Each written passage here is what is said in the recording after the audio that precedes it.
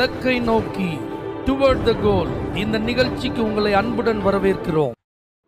Praise the Lord. ஆண்டவராகிய இயேசுவின் இனிய நாமத்தில் உங்கள் எல்லாருக்கும் அன்பின் வாழ்த்துக்கள்.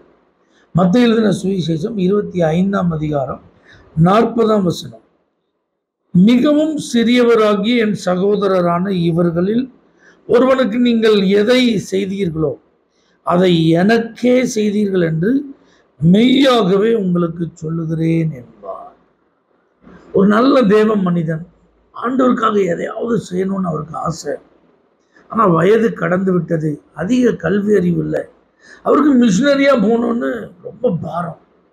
அந்த மிஷினரி சங்கத்தாரை சந்தித்து தன்னுடைய விருப்பத்தை தெரியப்படுத்தின போது அவங்க சொன்னாங்க, ஐயா உங்களுக்கு ரொம்ப வயசாயிட்டு, அடுத்தது உங்களுக்கு அதிகமான கல்வி அறிவும் இல்லை, நம்ம மொழியை படித்து எழுதுறதுலையே நீங்கள் சிரமப்படும் போது இன்னொரு புதிய இடத்துல போய் ஒரு மொழியை கற்றுக்கொண்டு அவங்க மத்தியில் ஊழியம் செய்கிறது ரொம்ப கஷ்டம், அதனால் தயவுசெய்து தப்பாக நினச்சிக்கிடாதீங்கன்னு சொல்லிட்டாங்க. ஆனாலும் பாருங்கள், இவருக்கு பாரம், ஏதாவது செய்யணுமே. அப்போ தான் கேள்விப்பட்டார், அவருடைய ஏரியாவில் ஒரு பையன் வசதி இல்லாததுனால படிப்பை பாதியிலே நிறுத்த வேண்டிய நிலை ஏற்பட்டிருக்கிறார். நேராக போனார், அந்த தம்பியினுடைய படிப்புக்கு என்ன உதவி செய்யணுமோ நான் செய்கிறேன், நல்லா படிக்க வைத்தார். அந்த தம்பி பாருங்கள், படிக்கும்போதே ஆண்டவராகிய இயேசு கிறிஸ்துவ தன்னுடைய வாழ்க்கையில் சுந்தரட்சகரை ஏற்றுக்கொண்டான். இந்த தேவ மனிதன் அவருக்காக ஒவ்வொரு நாளும் ஜெபிப்பார். சாதாரண ஒரு விசுவாசி தான், அந்த தம்பியினுடைய எதிர்காலத்துக்காக ஜெபிப்பார். அந்த தம்பி பாருங்க, படித்து பட்டதாரி ஆனால் இயேசுக்காக மிஷினரியாக போகிறதுக்கு தன்னை அர்ப்பணிச்சான். சந்தோஷமாக வந்து இதை அந்த ஐயாட்ட தெரியப்படுத்தின போது அவருக்கு இருந்த சந்தோஷத்தை வார்த்தையால் விவரிக்கவே முடியல. அவர் சொன்னார், தம்பி எனக்கு நீ ஒரு உதவி செய்யணும், செய்வியான்னு கேட்டார். என்ன செய்யணும் ஐயா அப்படின்னு அவன் கேட்டப்போ அவர் சொன்னார், என்னால் தான் மிஷினரியாக போய் உதவி செய்ய முடியல, நான் ஒரு ஷூ உனக்கு செஞ்சு தரேன், அந்த ஷூவை போட்டுட்டு நீ எங்கெல்லாம் போறியோ அங்கெல்லாம் இயேசுவை பற்றி சொல்லணும். அப்போல்லாம் நான் நினச்சிக்கிடுவேன், என்னால் தான் போக முடியல, ஆனால் நான் செஞ்சு தந்த அந்த ஷூவை போட்டுட்டு அந்த தம்பி அந்த ஊழியத்தை செய்கிறான்னு நினைக்கும் போது எனக்கு கொஞ்சம் சந்தோஷம் இருக்குன்னு சொல்லி அந்த தம்பிக்கு ஒரு நல்ல ஷூவை செஞ்சு கொடுத்தார். பாருங்க, மனிதர்களுடைய மனதில் விருப்பம் எப்படிலாம் இருக்குது பார்த்தீங்களா? இப்போ நம்முடைய நிலைமை எப்படி இருக்கு? நம்ம ஆண்டவருக்காக ஏதாவது செய்கிறோமா? கர்த்தர் கொடுத்த கிருபைகளையும் தாளந்துகளையும் பயன்படுத்துகிறோமா?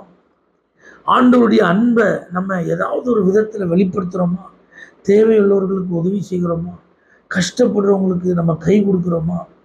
இல்லாதவங்களுக்கு நம்மிடத்தில் இருக்கிறத பகிர்ந்து கொடுக்குறோமா? தேவராஜ்யம் கட்டப்பட நம்மால் இயன்ற உதவியை நம்ம செய்கிறோமா? தோள் கொடுக்குறோமா? ஆட்களை அனுப்புறதுக்கு உதவி செய்கிறோமா?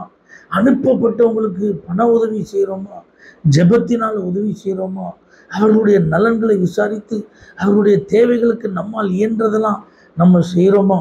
இந்த நாட்கள் இதெல்லாம் நம்ம யோசிக்கணுங்க.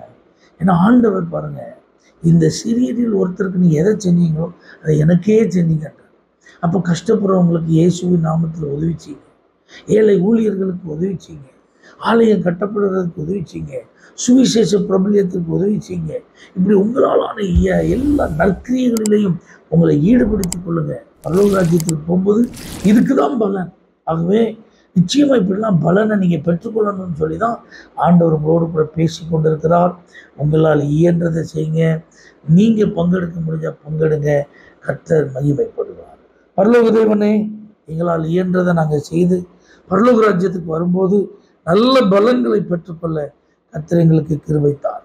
இயேசுவின் நாமத்தில் பிதாவே, ஆமென்.